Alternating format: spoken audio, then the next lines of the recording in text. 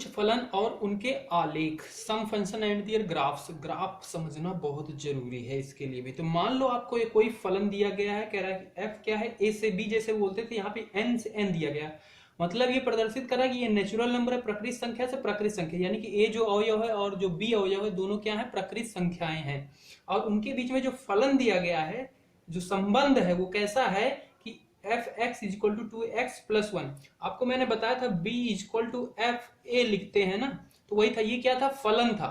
ठीक है, अब फलन दिया गया है, कैसा संबंध है, 2x plus Y, 2x plus 1 ऐसा है। ठीक है, ये बात समझ में आती है। तो इसका ग्राफ हम समझ लेते हैं, कैसे बनाना है ग्राफ आपको। तो इसके लिए आपको क्या करना है कि इसे आप क्या मान लोगे, y। जैसे अभी यहाँ पे बताया ना कि b इज इक्वल टू क्या था, एफ ए, ये हम मैंने अभी पहले बताया इसलिए ये लिख रहा हूं। और ये b क्या था, ये y ही तो था, x कॉमा y में लिखते थे तो y ही था b ना, वहां पे a b मैंने माना था, तो ये b क्या था, y ही था, यानी कि एफ ए क्या है आपका, y ही है, y है ना। अच्छा जी, तो इसे मैं y मान लेता हूं। और ये क्या है, इसमें x के मान डालूंगा और कुछ y आएगा, तो इसे मैं ऐसे कुछ बना लेता हूं डायग्राम इसका, कि एक जगह मैं x बना लेता हूं और एक जगह y।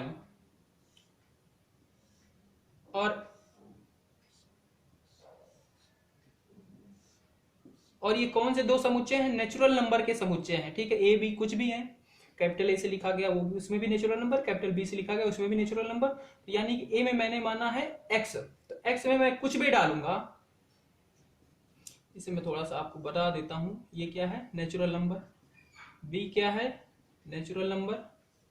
ठीक है, और कोई संबंध कैसे थे लिखते थे, एक्स और वाई के रूप में लिखते थे। एक्स क्या होता था, ए का अवयव, वाई क्या होता था, बी का अवयव। और यहाँ पे एक्स और वाई आपको समझ में आ रहा है। ठीक है, अब y का मान निकालने के लिए आपको x में कुछ डालना पड़ेगा, यानी कि इस फंक्शन में कुछ डालोगे तो y कुछ आएगा रिजल्ट में। ठीक है, तो यहाँ पे मैं y का मान निकालता हूँ, x में क्या डालता हूँ मैं, यहाँ पे नेचुरल नंबर की बात हो रही, जीरो नहीं डाल सकते क्योंकि वो होल नंबर में आता है, 1 डालूंगा, तो यहाँ पे 1 हो जाएगा। और ये फिर क्या हो जाएगा, 2x की जगह पे 1 प्लस 1 यानी कि 3, यानी कि y मुझे क्या मिला, 3 मिला। बढ़ते जाऊंगा यहाँ पे, फिर y की जगह पे f2 डालता हूं। ठीक है, x की वैल्यू यहाँ पे रखा मैंने 2, यहाँ पे x की वैल्यू 1 रखी थी, x का मान 1 रखा, ये आया, x का मान 2 रखेंगे, ऐसा बन जाएगा। और फिर ये हो जाएगा 2 गुना 2 प्लस 1 यानी कि 4 1 5, यानी कि यहाँ पे जब 2 रखा तो ये क्या मिला, 5 मिला। ठीक है, अब देखो यहाँ पे मैं x का मान क्या रखता हूँ, 3 रखता हूँ, तो y का मान क्या हो जाएगा, f3 हो जाएगा। और f3 क्या हो जाएगा, 2 इंटू 3, 2 गुना 3 प्लस 1, 3 दूनी 6 1 7 हो जाएगा। x का मान मैं 4 लेता हूँ, क्योंकि नेचुरल नंबर प्रकृत संख्या तो -1 इसमें नहीं ले सकते। हाँ, तो ये क्या हो जाएगा, f4 हो जाएगा, 4 हो जाएगा तो ये हो जाएगा 2 गुना 4 प्लस 1 यानी कि 8 1 9। ठीक है, तो यहाँ पे 3 रखते हैं, 3 पे क्या मिला था, 7 मिला था, 4 पे क्या मिला है, 9 मिला। एक और निकाल लेते हैं, x इज इक्वल टू 5, यानी कि ये ए वाले का अवयव जब 5 लेता हूं तब बी में मुझे क्या मिलता है, बी वाले में, तो ये क्या मिलेगा, f 5 पे 2 गुना 5 प्लस 1 यानी कि 10 1 11 मिल जाएगा। तो यहाँ पे जब 5 लिया तो मुझे क्या मिला, 11 मिला। अब आ जाते हैं ग्राफ के ऊपर। तो ग्राफ कैसे बनेगा, इसको मैं नीचे का मिटा देता हूँ पोर्शन। आपको पता है कि x और y क्या होता, संबंध होता था, ये ऑर्डर्ड पेयर होता था, क्रमित युग्म होता था, जिसे इस रूप में लिखते थे। यानी कि मैं इस पेयर को कुछ लिख सकता हूं ऐसा,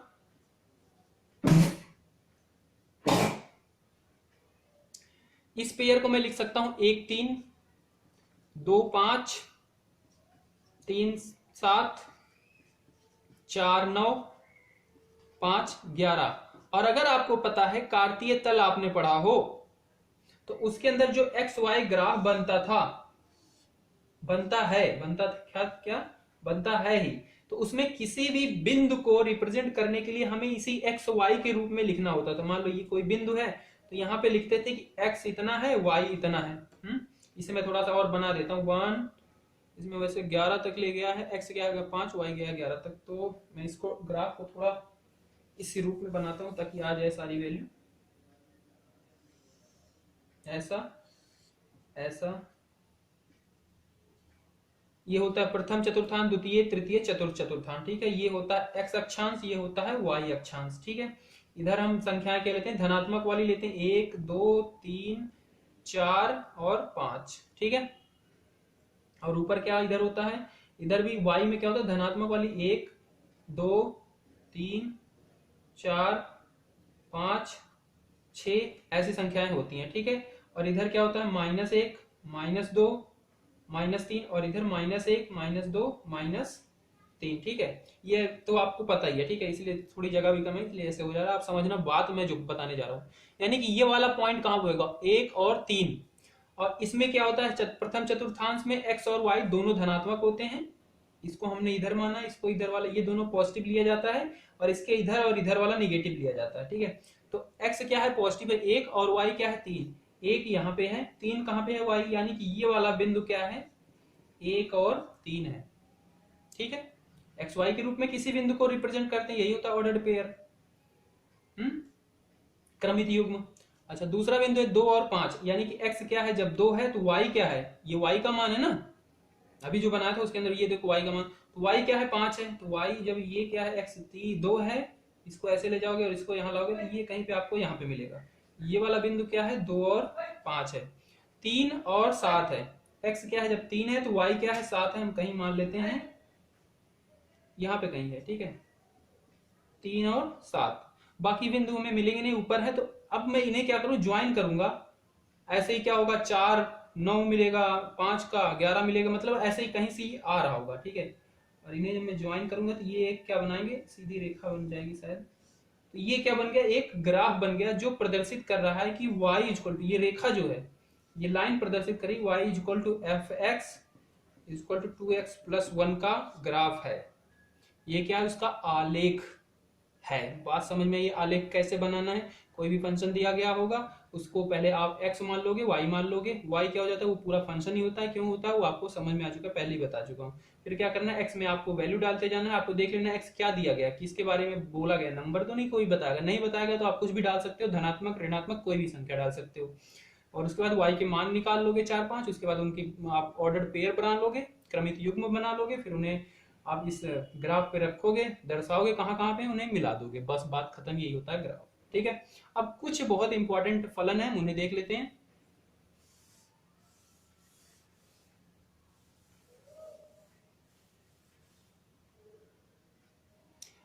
तत्समक फलन, आइडेंटिटी फंक्शन कहते हैं इसे। हम क्यों पढ़ रहे हैं, क्योंकि आपको कहीं पे क्वेश्चन आएगा उसमें बस यही बोल देगा कि आइडेंटिटी फंक्शन है, तत्समक फलन दिया गया है, तो आपको समझ जाना है तत्समक फलन का मतलब क्या है। इसका ग्राफ क्या होता है, कुछ इस रूप में होता है कि, ठीक है, एक सीधी लीनियर रेखा जाती है, सीधे ऐसे चली जाती है मिडिल से। इसका फंक्शन क्या होता है, ये दिया गया है r से r, मतलब दोनों अवयव क्या है, वास्तविक संख्याएं, रियल नंबर, कैपिटल R से रिप्रेजेंट करते हैं वास्तविक संख्या, रियल नंबर को, ठीक है। और इसका जो फंक्शन है, फंक्शन का क्या काम है, F X equal to X है, मतलब x में आप कुछ भी डालोगे वही मिलेगा y। क्या मतलब हुआ, मैं इसे समझा देता हूँ, ये x हो गया, ये y हो गया। x में मैंने 1 पुट किया यहाँ पे, तो ये हमारा f1 और यही क्या हो जाएगा, 1 हो जाएगा, यानी कि वहां पे 1 डाला, यहाँ पे 1। 2 डालूंगा तो ये 2, f3 डालूंगा तो 3, मतलब जो भी डालोगे आपको वही मिल रहा है। और अगर मैं इसका ऑर्डर बनाऊं तो 1 1 2 2 3 3, ये ऑर्डर्ड है। ये बिंदु कहां पे होते हैं, ये यहीं पे होगा। x क्या है 1 है, y क्या है 1 है, ये वाला। x2 है, y क्या है 2 है, x3 है, y भी यहीं पे 3, तो यही वाली रेखाएं बनेंगी, ये होता है तत्समक फलन। इसको अच्छे से ग्राफ समझ लेना, इसका ये फंक्शन समझ लेना फलन, ताकि कहीं पे आए तो आप यूज कर सको, समझ सको, ठीक है। ये वैसे यूज होता है कि सीधा नाम दे देगा, तो आपको समझ लेना क्या होता है, उसका विशेषता, प्रॉपर्टी, कैसा ग्राफ होता है, ये सारी चीजें। दूसरा है अचर फलन।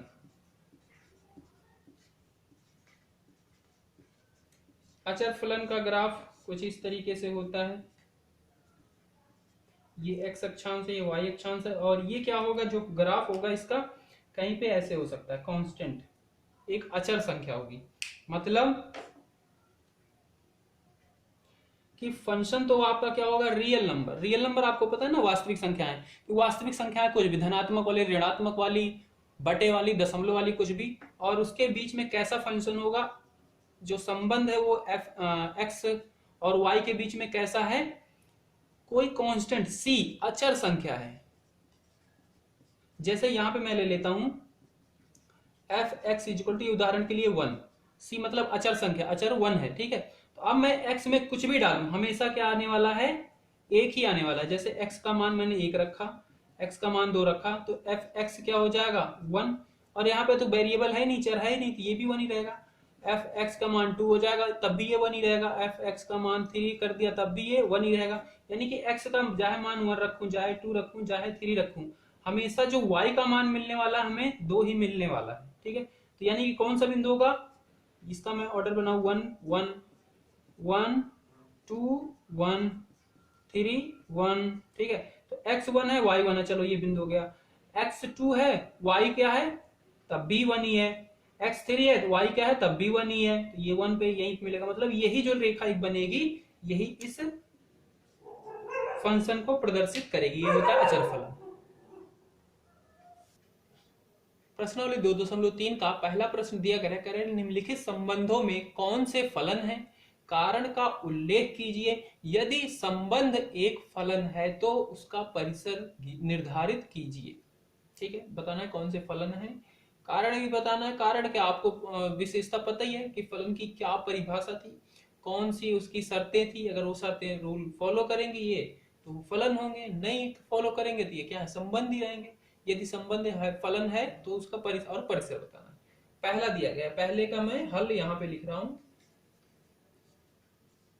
ठीक है। शर्त नंबर 1 क्या थी कि सारे के सारे क्या होने चाहिए, प्रांत होने चाहिए।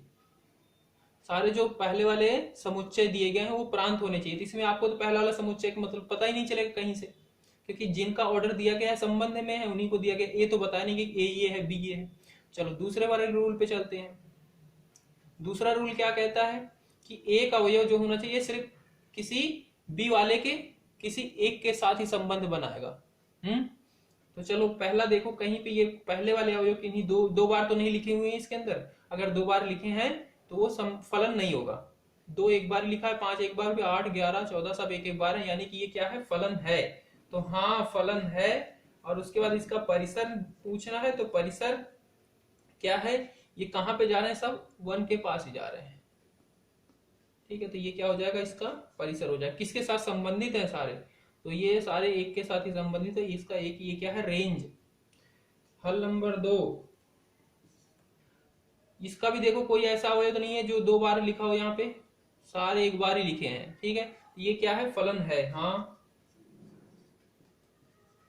परिसर इसका क्या होगा, इसका परिसर किससे किससे संबंधित है, सारे 2 1 से है, 2 से है, 3 से है, 4 से है, 5 से है, 6 से है और 7 से है। तीसरा ये कोई ये देखो यहाँ पे पहला ही इसके साथ भी है, पहला ही दूसरे के साथ भी है। तो लड़का किसी दोस्त के साथ संबंध में नहीं रह सकता, बात मैंने बताई थी। ये पहले वाले को मानो लड़का है, लड़का किसी दो के साथ संबंध में नहीं रह सकता, लड़की भले रह सकती है। ये दूसरा जो शब्द है इसे नंबर है, संख्या, इसे आप लड़की मानो। ये दूसरे किसी के साथ संबंध में रह सकती है, 2 3 4 बनाए कोई दिक्कत नहीं है, पर इसके 2 संबंध नहीं होंगे, बस इतनी सी बात है। इसके 2 संबंध नहीं होंगे, इसके हो सकते हैं, कितने भी हो सकते हैं, ठीक है। बस यही है फलन। तो यहाँ पे देखो इसके क्या है, 2 नहीं हो सकते, पर ये एक बार 3 के साथ भी बना रखा है, एक बार 5 के साथ, तो ये फलन नहीं है। दूसरा प्रश्न है, निम्नलिखित वास्तविक फलनों के प्रांत तथा परिसर ज्ञात कीजिए। वास्तविक फलन है, इसका मतलब क्या है, फलन कैसा है, R से R पे है, रियल नंबर, वास्तविक संख्याओं का मतलब A जो है वो भी क्या है, रियल नंबर है, और B जो है वो भी रियल नंबर है। ये A B ऐसे जो समुच्चय मानते थे ना, इनके ऊपर क्या है, फलन है। और इसमें सारे वास्तविक संख्याएं हैं, -1 प्लस वाले धनात्मक ऋणात्मक सारी संख्याएं हैं दोनों में, ठीक है। अनंत से माइनस अनंत से प्लस अनंत के बीच की सारी संख्याएं।